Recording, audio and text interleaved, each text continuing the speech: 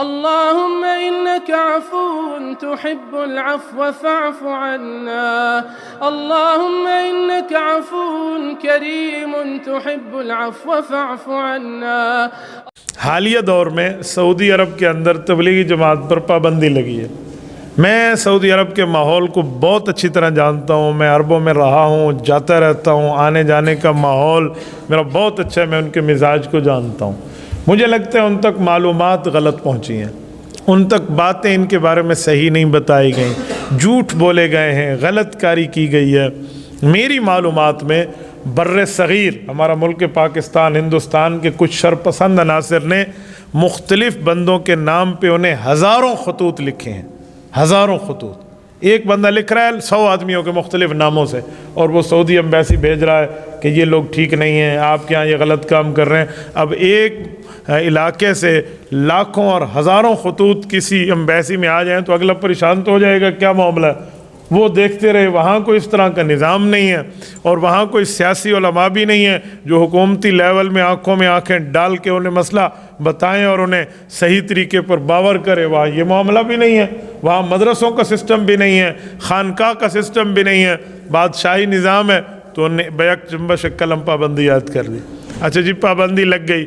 میں آج آپ کی وساطت سے 2-4 باتیں آپ کو بھی عرض کرتا ہوں، اور اس میڈیا کے ذریعے پوری دنیا میں بھی ہماری گفتگو جاتی ہے. میں ایک بات پوچھتا ہوں، اس جماعت پر پابندی لگانے کا فائدہ ہے جس کا کوئی جھنڈا، کوئی چندہ، کوئی ڈنڈے والا کام ہو؟ تبلیغی جماعت کا نہ کوئی جھنڈا ہے، نہ کوئی چندہ ہے، نہ کوئی ڈنڈا ہے. اس پر پابندی لگانے کا فائدہ کیا ہے؟ اچھا، یہ جماعت کوئی جلسہ جلوس کوئی اس طرح کے معاملات میں آگے آئے تو پابندی کوئی بات بنتی ہے کہ یار یہ حکومت کی مخالفت میں چیز نہیں آئے گی. تبلیغی جماعت کا کون سا جلوس ہے، کون سا جلسہ ہے، کون سا روڈ بلاکنگ ہے، کون سا ہڑتال اور اسٹرائک کی ان کی کالیں ہیں؟ تو اس پر پابندی سے کیا فائدہ؟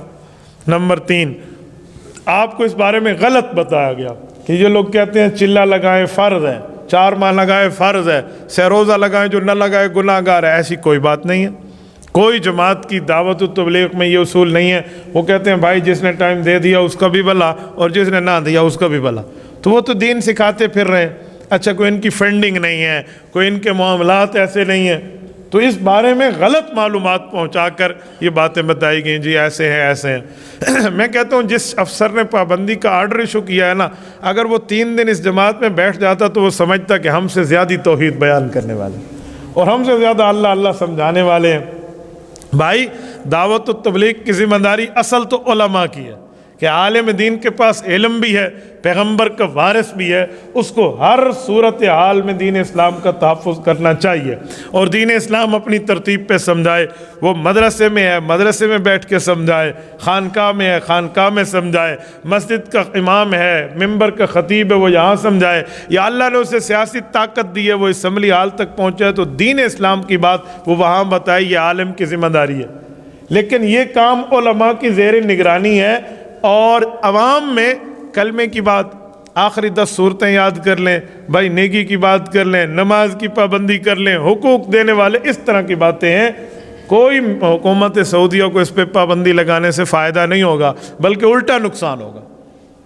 ہاں، میں نے ایسے ایسے عرب علماء کو دیکھا ہے جن کا وقت لگا ہے یا جو رائیونڈ آئے ہیں اور دعوت و تبلیغ کے کام کو انہوں نے دیکھا، قریب سے سمجھا اور وہ بدل گئے.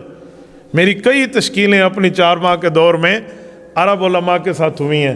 میں حیران ہوتا تھا جب ہم ان کی ترجمانی کے لیے ٹھہرتے تھے کہ جب وہ بیان میں ٹھہرتے ہم ترجمانی کر کے عوام کو سمجھاتے کہ شیخ کیا کہہ رہے ہیں، تو بعض لوگ تو رونے لگ جاتے، ان کی تاندہ بن جاتا آنسوؤں کا، رونے میں ان کی ہچکی بن جاتی، وہ بات نہ کر سکتے. کہتے ہیں ہم مانتے ہیں، ہم عرب ہیں، ہماری قوم میں رسول اللہ صلی اللہ علیہ وسلم مبعوث ہوئے ہیں، لیکن یہ کام اللہ نے تم عجم علماء سے لیا.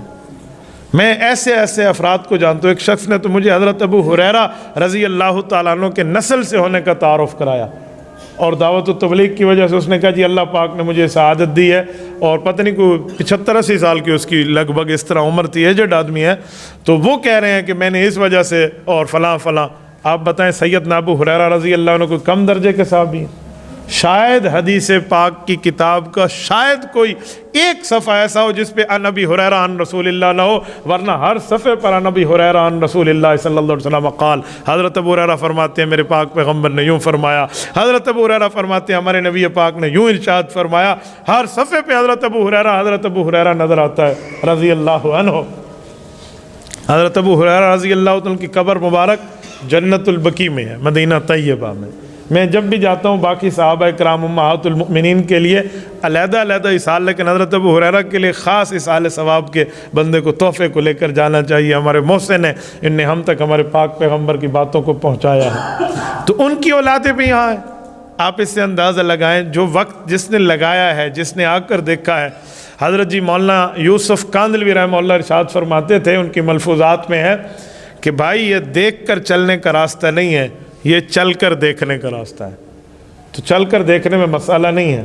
حکومت سعودیہ سے ہم اس بات کا مطالبہ رکھتے ہیں کہ جعلی خطوط کی بنیاد پہ بندہ ایکشن لے لے، اس سے بہتر ہے کہ 4 بندے اس جماعت میں تشکیل میں بھیج دیا جائے اور وہ سینئر لیول کے آفیسرز ہوں اور آ کر یہاں آفیشل طور پہ ذرا وزٹ کر لیں، خفیہ طور پہ آ جائیں، اگرچہ نہ بتا کر آئیں، ظاہری دورہ نہ ہو، بالکل ہڈن وزٹ ہو، اس کے ساتھ آ کر آپ اس کو چیک کر لیں، دیکھ لیں، معاملات سمجھ لیں، تو آپ کو بہت اچھی ترتیب پر تبلیغی جماعت کا مسئلہ سمجھ آئے گا کہ ایسی کوئی بات نہیں ہے۔ اس سے الٹا مملکت کو نقصان ہوگا، پراپاگنڈا کی فضا بنے گی اور لوگوں کا اس کے خلاف اس طرح کا ایک جذبہ اور ایک جو ہے نا ولولہ بنے گا، تو وہ فائدہ مند نہیں رہتا، وہ نقصان ہوتا ہے۔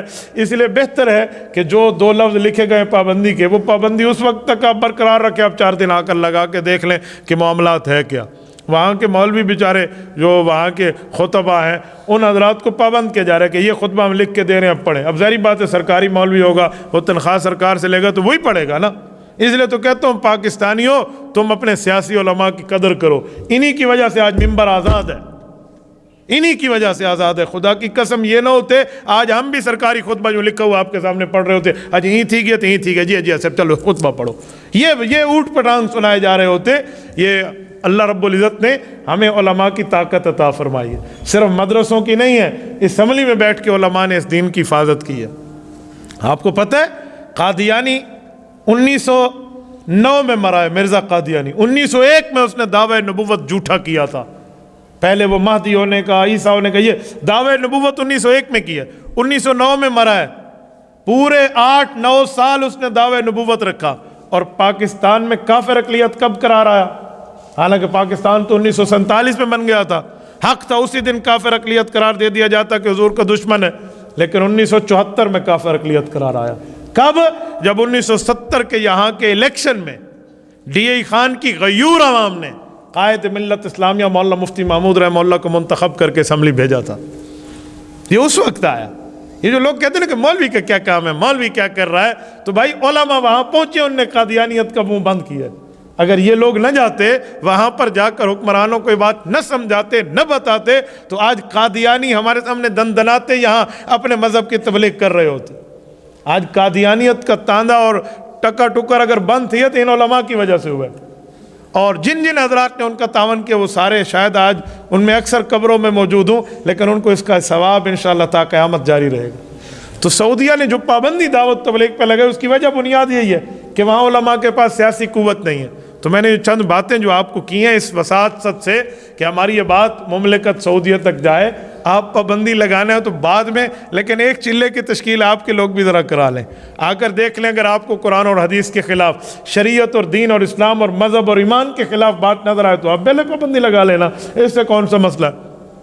بھائی کفار کے ممالک میں اس جماعت پر پابندی نہ ہو، اور جو خود کو مسلمان ہونے کی بات کرے اور اسلامی جو ہے نا کیا کہتے ہیں ہونے کی بات کرے اور خود کو خادم الحرمین الشریفین ہونے کی بات کریں، تو انہیں بھی چاہیے کہ اس معاملات کو واضح طور پہ پرکھ لیا جائے اور اس معاملے کو دیکھ لیا جائے۔ میں حیران ہوں، وہاں پر سینما کی آج کل اجازتیں مل رہی ہیں، وہاں پر باقی انٹرٹینمنٹ کی اجازتیں مل رہی ہیں، ریاض میں پتہ نہیں کس کس موسیقار کو بلایا جا رہا ہے، لیکن پابندی ہے تو دعوت و تبلیغ پہ پابندی ہے۔ میرے خیال میں غلط فہمیوں کی بنیادیں ہیں، اس کو چیک کر لیا جائے، حکومتی لیول پہ چیک کرنا کوئی مسئلہ نہیں ہوتا، کوئی پوچھنا اور اس طرح کے معاملات دیکھنا کسی قسم کا کوئی مسئلہ نہیں ہوتا، اس کو بڑی آسانی سے دیکھ لیا جائے۔ اور میں ایک جملہ مزید کہتا ہوں، ہمارے ائمہ حرمین میں باقی اماموں کو چھوڑ کے 2 اماموں کو میں ذکر کرتا ہوں، ایک شیخ سعود الشریم حافظہ اللہ اور ایک ڈاکٹر عبد الرحمن السدیس دامت برکاتہم۔ یہ دونوں دارالعلوم دیوبند تشریف لائے ہیں اور ان نے انڈیا میں آ کے دارالعلوم دیوبند کا وزٹ کیا ہے، ان علماء سے ملے ہیں، احادیث کی کتب کو دیکھا اور ان کی قوت حافظہ کو دیکھا تو آپ حیران ہو جاؤ، وہاں تعریف کیے بغیر نہ رہ سکے کہ واہ، آپ لوگ تو واقعی سنت رسول سر پہ باندھے ہوئے ہیں، احادیث کی کتابیں آپ کے سامنے ہیں، قرآن سنت دین کی تبلیغ، اور 2 3 صدی سے یہ آپ کا فی سبیل اللہ بغیر کسی حکومتی امداد کے آپ کا کام جاری ہے۔ تو انہوں نے تعاون انہی سے پوچھ لیا جائے کہ دارالعلوم دیوبند کے علماء کی زیر نگرانی دعوت و تبلیغ کا کام ہے، یہ کیسے ہے؟ تو ائمہ بتا دیں گے، آپ ان کو لکھ کے خطبہ دیں گے، جی پڑھو، آپ کو سرکاری آرڈر ہے، آپ پوچھ بھی لیتے نا، آپ معاملات کو سامنے بھی رکھ لیں۔